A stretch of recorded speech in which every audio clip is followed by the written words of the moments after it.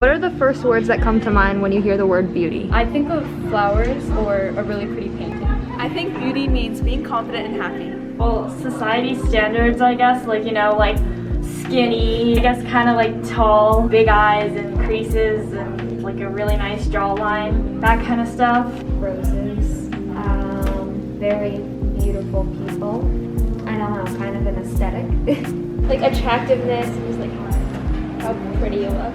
If you look up beautiful women and beautiful men, this is immediately what floods your screen. Typically white or white-passing people will appear.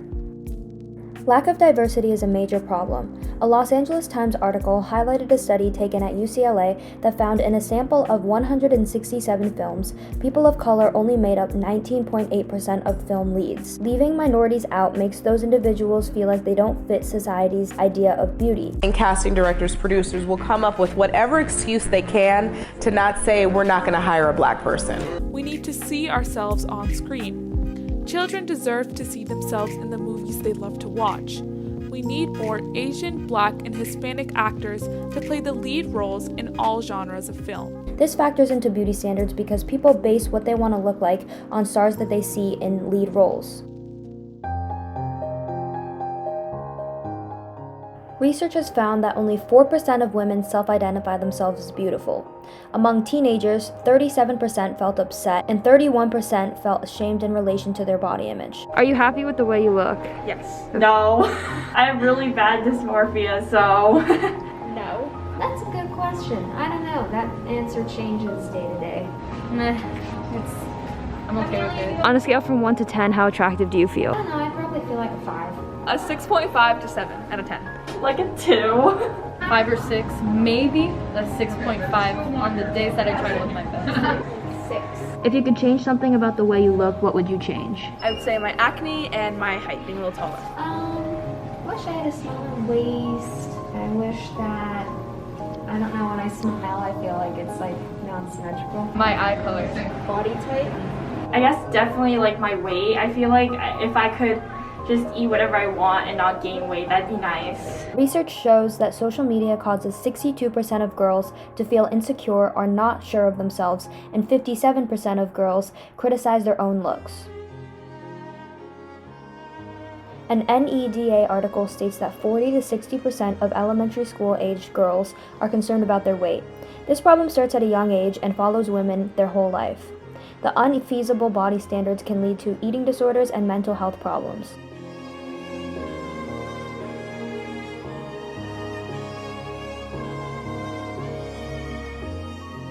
As a result, many of us, both men and women, spend an inordinate amount of money and time on cosmetics and dieting supplements to achieve what is typically unachievable. And although much, if not most, of fashion and other media imagery is digitally altered, it still influences us. Even when we know that an image has been doctored, we still feel worse about our body after viewing it, even for a short amount of time. In reality, the media, magazines, movies, and ads do not care if you are skinny or fat, have pimples or clear skin, or have blonde hair or purple hair. All they care about is making money. What's interesting is that in Japan, light skin is considered beautiful. In America, tan skin is considered beautiful. In both countries, Dove promotes 2 different products, a skin lightening cream in Japan and a self-tanning lotion in America. Oftentimes, you will see the same models and celebrities biting into a big fattening burger in one ad, and in the next boasting their new weight loss machine in a huge brand deal. The point is, companies and medias do not care about anyone's well-being and health. All they care about is the best way to make money, which is the human psyche, by making others feel insecure and depressed about what they do not have, and what the media makes them think that they need in order to live a fulfilling life. Social media also portrays these beauty standards heavily. What is something that makes you feel worse about your body? Like, is it social media or like Social magazines? Media, definitely comments from like my parents about the way I eat, so yeah. I feel like different social media makes me feel bad about myself, especially when different influencers are sharing their diets or certain pictures of their body, and that makes me question my diet or why I don't look like what they look like. Really skinny people. Like on social media or just in real life? On social media that are like perfectly athletically fit and like lean, and they're eating like, I don't know, kale, banana smoothies in the morning, and they're getting up at 6 a.m. My productive 6 a.m. routine. Social media and the people around me. I think we all know about Brandy Melville by now and their issues around it. They are known as being kind of a throwback teen brand, kind of like 90s vibe clothing items. But of course, they're more famously known for their one-size-fits-all clothing line. Of course, they're not actually one-size-fits-all. They claim on their website that their clothing actually fits an extra small to a small, and on occasion, a small medium. But that's pushing it. So the only size large items that Brandy Melville sells are labeled as oversized, which is implying that that's how it's supposed to fit, is oversized. So if you're genuinely a size large and it fits snug or perfectly, right, that's not how it's supposed to be worn, so therefore it's wrong. And to say that you cater to larger body types because you sell oversized clothing, that's not what that means. When you use the term oversized, that's not catering to a size large person or extra large or anything of the sort. If a shirt is labeled oversized and you're a size large and it fits you perfectly, like tight, what is that gonna do to your self-esteem? When you label it oversized, you're clearly marketing it for smaller people who are meant to wear that item as an oversized shirt or whatever. And so those people who buy it and it fits aren't gonna feel great about themselves because it's labeled oversized. The image that Brandy Melville promotes and perpetuates is a thin white girl, probably from California, who is classically pretty, of course. I mean, just take a scroll through their Instagram page. They clearly do not care about inclusivity, diversity, or Black, Indigenous people of color, or anyone who's plus sized or above the size 4. This is such a toxic image that they've created for their brand, and everyone knows that it's bad, that they're not inclusive at all, yet they still continue to be a successful company. There has been a recent rise of girls who specifically use their platform to become, quote, Instagram models. These girls fit all of society's expectations of attractiveness. It's hard to scroll through Instagram without seeing a girl that fits this description. The brand Dove took a survey of 1,027 women between the ages of 18 and 64, and 25% claimed their conception of beauty was shaped by social media. 78% of the women surveyed felt that the portrayal of women on these platforms is unrealistic. The rise of social media has given yet another platform for these criteria of women. Be an influencer. How to become a fashion influencer. Social media influencer. Social media influencers. More and more people of all ages want to become online famous, also known as influencers. It's so evident nowadays that you can get pretty much famous for... I have to laugh. I'm sorry. This is so ridiculous. I can't stand here. If you're gonna be in this house, we want like hard workers, people that are actually like caring about their content. What all do you want from me? Have you ever purchased an item based off of a promoted advertisement on social media? I actually have, yes. Yeah. No. No, never. I always thought they were kind of a scam. Have you ever purchased an item because it was recommended to you by someone that you follow on social media? Yes. Yeah? No. You know what? That's a good question. My mom has. I got it for Christmas. It's this oil roller thing. No. Yes. Data from MuseFind shows that 92% of consumers trust an influencer more than an advertisement or traditional celebrity endorsement. A study by Gen Video found that 33% said influencers are trusted sources when making shopping decisions, while only 17% trusted friends and family for shopping recommendations. Carrie Hammer is an entrepreneur, fashion designer, and movement maker. She works towards empowering women, changing the global definition of beauty, and closing the what she calls beauty gap. A one-dimensional view and standard of beauty that is provided through manipulation, smoke, lighting, mirrors. The beauty gap is the space in between the unrealistic standards of beauty that we're being provided and where our true beauty actually lies, where it is no longer about illusion and it is closer to delusion. What's in between is unrealistic images that actually don't exist in real life. What's in between? Extreme Photoshop, body doubles, underage models being marketed to women. This delusion is not the exception, it's the rule. 99% of advertising images are retouched. The altering of these images alters our minds, and these images don't exist in the real world. State your name and the companies that you worked for. My name is Penelope Nom Stephen, and I've worked for Prada, Versace, Burberry, Barney's New York, Saks Fifth Avenue, Juicy Couture, Spiegel Brands, and Cachet. So within all those companies that you worked at, what were the environments like? It depended from company to company, but typically the environments were that you had to embody the brand if you were working for a single brand, a fashion house. Were there any extreme examples of that? Like how far did embodying the brand go? Because that sounds like that could be a range. Yeah, there are definitely different degrees of brand embodiment. I mean, it was never really said don't do this or don't do that, but it was very much said that, you know, there were certain ways you had to behave with your life. You know, there were just certain behaviors you wouldn't do. One example was it was never directly said that you have to be a certain size or you have to look a certain way or maintain a certain weight, but it was very much implied. So I don't know that you would want to be out on a Saturday night eating greasy chicken wings or something in public. There were certain things even that we were told not to eat, at least in the office. So that I'd say was a very, very extreme example. When you're talking about certain things that you weren't allowed to eat, certain things you weren't allowed to do, did they want you to maintain a specific look?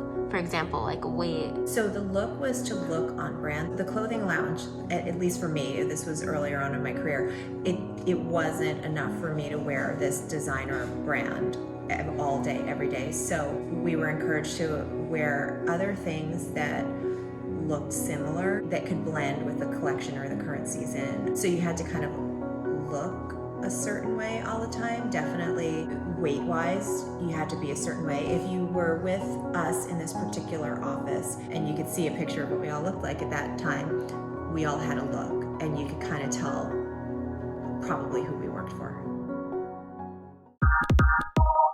Korean pop, today widely known as K-pop, has taken over the world with its catchy songs, billion-dollar boy bands, and dance moves. The Korean economy has grown richer over the last decade due to the export of K-pop. However, while K-pop stars have won over the world, a much sadder reality goes on behind the scenes that we can't ignore. With global popularity comes overwhelming pressure and competition.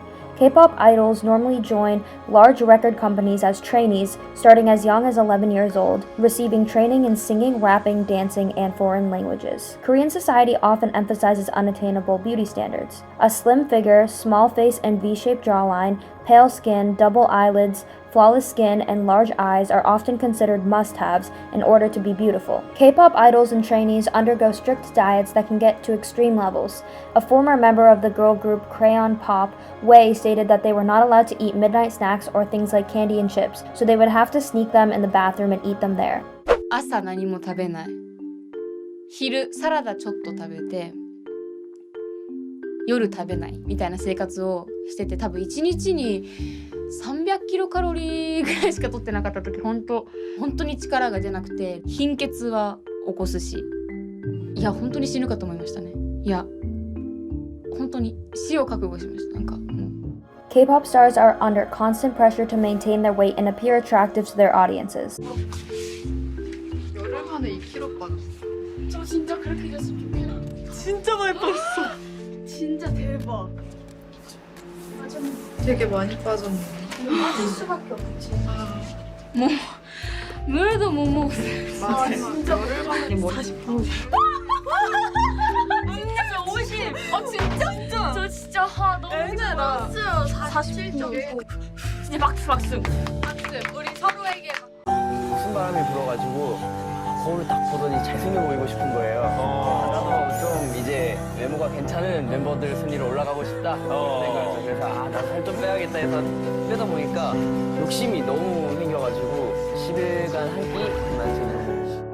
Artists can have back-to-back performances and rehearsals for hours, and these rigorous schedules and lack of proper nutrition put them at risk for health issues. This can be seen by many K-pop artists fainting on stage during their performances.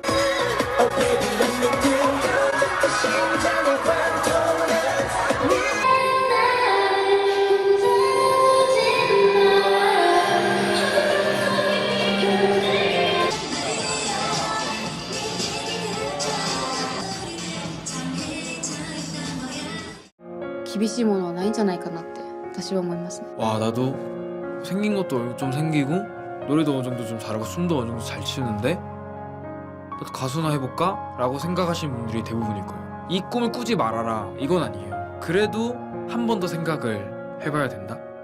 These idols can have a negative effect on their fans and be a problem because it once again leads to constant comparison. Many girls and boys don't realize what the K-pop idols do in order to maintain their bodies in a specific weight. Therefore, it gives people a false sense of, this is just how society is and this is how I should look. What causes you to care so deeply about how you look? Society and the pressures. It's kind of rooted with my family. I mean, my mom would always comment about my weight and say that I wouldn't look pretty enough or like stuff. My sport, I'm a figure skater, so everyone is like really, really thin, and yeah, that contributes to that. And then the people around me. I just see all these people and I compare myself to them. Like, I think like, oh, this person's prettier than me, this person is thinner than me. I think the influence of others, seeing what others look like, and just beauty standards in general. Also, just the fact that like, especially in like media, was like really promoted. Like, I know this is like silly, but on Instagram I would see pictures of like, you know, girls in bikinis, and I was like, or like people like, you know, really nice clothes, and I'm like, wow, they look really good at that. I wouldn't look good in that, you know. The Kardashian and Jenner sisters have long participated in sponsored content on social media. However, they've been criticized for some of their choices. The Good Place actress, Jamila Jamil, has called the sisters, quote, a terrible and toxic influence on young girls for promoting Flat Tummy Co.'s appetite-suppressing lollipops and even meal replacement shakes. Jamil has repeatedly criticized the Kardashians, stating, the double agent for the patriarchy is basically just a woman who perhaps unknowingly is still putting the patriarchal narrative out into the world, is still benefiting off, profiting off, and selling a patriarchal narrative to other women. But it's a wolf in sheep's clothing. You know, just because you look like a woman, we trust you and we think you're on our side, but you are selling us something that really doesn't make us feel good. You're selling us an ideal, a body shape, a problem with our wrinkles, a problem with aging, a problem with gravity, a problem with any kind of body fat. You're selling us self-consciousness. The same poison that made you clearly develop some sort of body dysmorphia or facial dysmorphia, you are now pouring back into the world. You're like recycling hatred. But so many of the worst things in the world have happened motivated by greed, and I just don't think that's an acceptable excuse anymore. How much money do you need? Really, how much money do you need? How much money do any of these like huge influencers who are worth millions or billions sometimes, how much more, why are they still promoting appetite suppressant lollipops to young girls? And it's not a fight against obesity. They have young, already slim girls in their adverts for Flat Tummy Company. Money is built on the blood and tears of young women who believe in them, who follow them, who look up to them like the big sister they never had. It's so upsetting. It feels like such a betrayal against women, and I will not be a part of it. Why do you think beauty is so important to people? Well, I mean, you know, it's what you project to other people.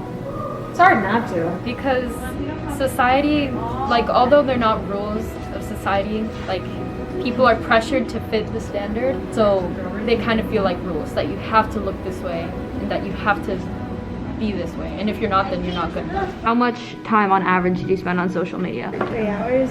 Like 3 to 4 hours a day, a lot more than I would like. For social media, 2 hours and 55 minutes. I would say maybe like an hour or two, but then I get off and do my own thing. What do you define as beautiful versus what does the media define as beautiful? I guess like the inside, really. And for me, I don't really care about looks that much.